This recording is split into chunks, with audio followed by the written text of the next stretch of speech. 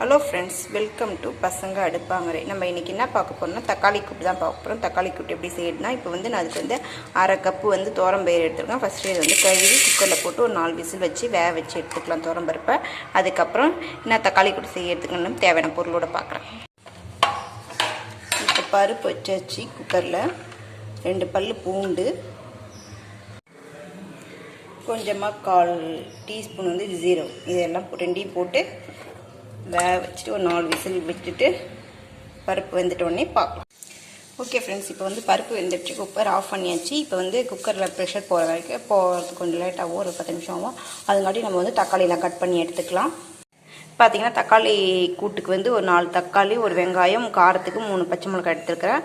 இப்போ வந்து இது எல்லாத்தையும் கட் பண்ணிடலாம். எல்லாத்தையும் கழுவி எடுத்து வச்சுருக்கேன். இப்போ வந்து கட் பண்ணிவிட்டு பார்க்கலாம்.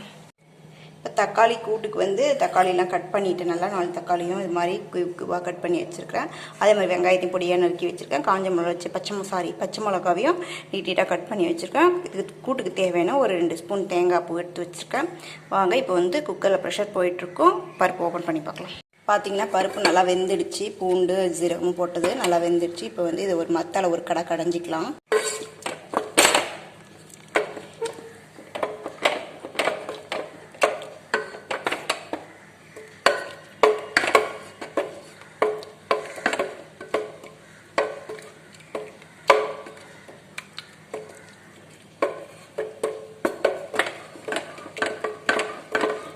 ஒரு கடை கடைஞ்சாச்சு, மத்தாளுக்கு ஒரு கடை கடைஞ்சாச்சு. இப்போ வந்து இது வந்து ஒரு கிண்ணத்தில் மாற்றிக்கலாம். மாற்றிக்கிட்டு இதிலே வந்து கூட்டு தாளிச்சிடலாம், குக்கர்லேயே தாளிச்சிக்கலாம். இப்போ கூட்டு தாளிக்கிறதுக்கு பருப்பு வச்சு அதே குக்கரை யூஸ் பண்ணிக்கலாம். இப்போ குக்கரை கழுவி வச்சுட்டா குக்கர் காஞ்சிடுச்சு. இப்போ வந்து ஒரு 2 டேபிள் ஸ்பூன் வந்து நல்லெண்ணெய் போட்டுக்கலாம். கூட்டு, காரக்குழம்பு, துவையல் இதெல்லாம் செய்யறதுக்கு வந்து நல்லெண்ணெய் போட்டு செஞ்சிங்கன்னா நல்லாயிருக்கும் டேஸ்ட்டு. 2 ஸ்பூன் வந்து இன்னும் 1 ஸ்பூன் கூட போட்டுக்கலாம். 3 ஸ்பூன் வந்து நல்லெண்ணெய் போட்டுக்கிட்டேன். நல்லெண்ணெய் கொஞ்சம் காயட்டும்.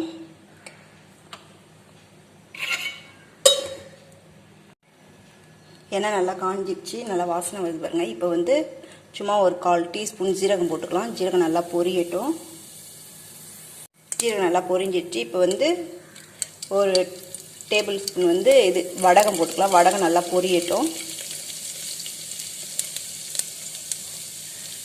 மறந்துட்டோம், சும்மா ஒரு 4 வெந்தயம் அதே மாதிரி போட்டுக்கலாம். ஒரு 1/4 டீஸ்பூன் கிட்ட வெந்தயம் நல்லா பொரிட்டு வடகம் நல்லா பொரியுது. இந்த ஸ்டேஜில் நம்ம கட் பண்ணி வச்சுருக்க வெங்காயத்தை போட்டு வதக்கலாம்.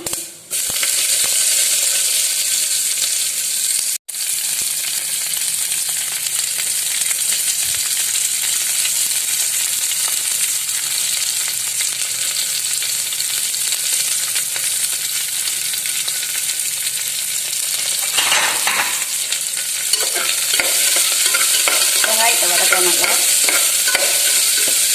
வெங்காயம் வதங்கிறது ஒரு 1 நிமிஷம் ஆகும். வதங்கிட்ட உடனே பார்க்கலாம். இப்போ வந்து கொஞ்சோண்டு கருவேப்பிலை கிள்ளி போட்டுக்கலாம். அதுக்கடுத்தது கட் பண்ணி வச்சுருக்க பச்சை மிளகா, காரத்துக்கு ஃபுல்லாக பச்சை மிளகா தான் போடுறேன். பச்சை மிளகா போட்டு வதக்கலாம். பச்சை மிளகா வதங்கட்டும்.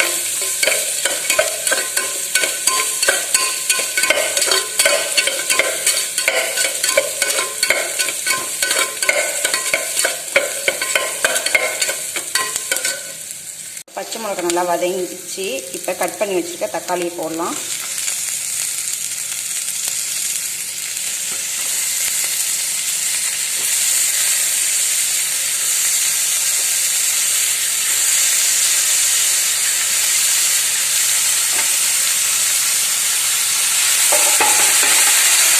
தக்காளியை போட்டு நல்லா வதக்கணும்.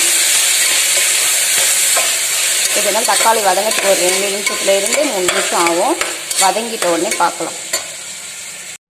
இப்போ தக்காளி வதங்கிட்டே இருக்குது. இந்த ஸ்டேஜில் நான் வந்து பருப்பில் மஞ்சள் போட்டு வேக வைக்க மஞ்சள் போட்டு, ஏன்னா அது மேலே மூடிலாம் ஆயிடுச்சுன்னா விளக்கட்டு கஷ்டமாக இருக்கும், ஒரு மாதிரி கரைப்படைஞ்ச மாதிரி ஆகிடும். அதால் நான் எப்பயுமே வேக வச்சுட்டு அப்புறமா சமைக்கக்குள்ளே தான் போடுவேன். அதே மாதிரி தான் இப்போ வந்து இந்த கூட்டுக்கு தேவையான 1 டீஸ்பூன் வந்து மஞ்சள்தூள் போட்டுக்கலாம்.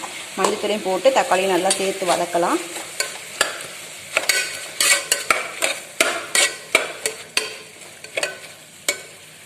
வதக்கிட்டு பார்க்கலாம். பார்த்திங்கன்னா தக்காளி நல்லா வதங்கிடுச்சு. இப்போ இந்த ஸ்டேஜில் இந்த இதுக்கு கூட்டுக்கு தேவையான உப்பை போட்டுடலாம்.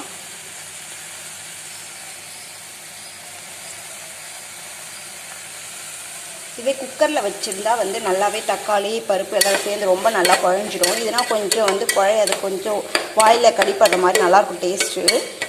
அதனால தான் இது மாதிரி வைக்கிறது. ஓகே, இப்போ இந்த ஸ்டேஜில் எடுத்து வச்சுருக்க வந்து பருப்பை வேக வச்சுருக்கோம்னா அந்த பருப்பை ஊற்றி ஒரு 2 கொதிக்க வச்சு எடுத்துக்கினா கரெக்டாக இருக்கும். இது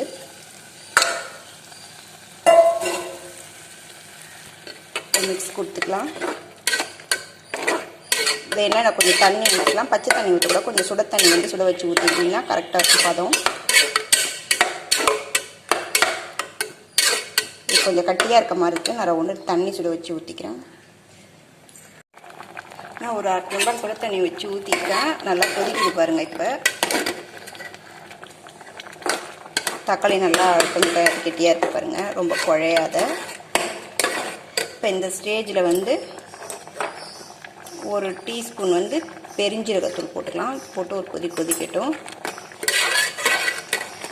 இது வந்து பார்த்திங்கன்னா சாதத்துக்கு சுட சுட சப்பாத்தி தோசைக்கு செம சூப்பராக இருக்கும். நம்ம சீக்கிரமாக இது ரெடி பண்ணக்கூடிய ஒரு ரெசிபியும் கூட. இது எல்லாத்துக்குமே தொட்டுக்கலான்றதால இதை சீக்கிரமாக ரெடி பண்ணி எல்லாத்துக்குமே யூஸ் பண்ணிக்கலாம். எல்லாத்துடைய சைட் டிஷ்ஷாகவும் யூஸ் பண்ணிக்கலாம். சாதத்துக்கு மெயினாக போட்டு சாப்பிட்றதுக்கும் சூப்பராக இருக்கும். இன்னும் கொஞ்சம் கொதிக்கட்டும். இப்போ நல்லா கொதிச்சிடுச்சு. இப்போ வந்து எடுத்து வச்சுக்க தேங்காய் பூ சேர்த்துக்கலாம்.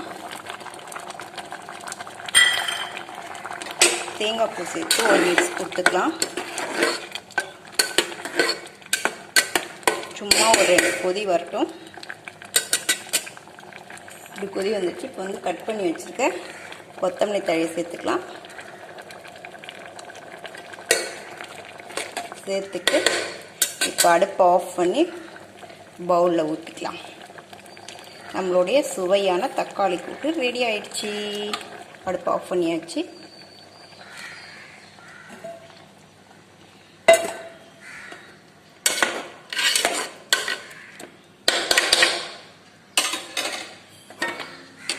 அவ்வளோ ஊற்றிக்கலாம். டிஸ்பிளேயில் பார்க்கலாம்.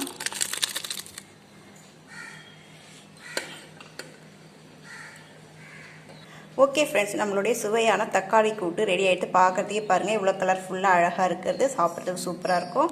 புளிப்பு டேஸ்ட்டாக நல்லாயிருக்கும். இட்லி தோசைக்கு சப்பாத்திக்கு செம்ம சூப்பராக இருக்கும் காம்பினேஷன். சாதத்துக்கு அதை விட சூப்பராக இருக்கும். உங்களுக்கு இந்த வீடியோ பிடிச்சிருந்தால் லைக் பண்ணுங்கள், ஷேர் பண்ணுங்கள், கமெண்ட் பண்ணுங்கள், சப்ஸ்கிரைப் பண்ணுங்கள். மறக்காமல் பெல் ஐக்கானை ப்ரெஸ் பண்ணுங்கள். Okay, bye bye. இதை பாருங்கள் தக்காளி அப்படியே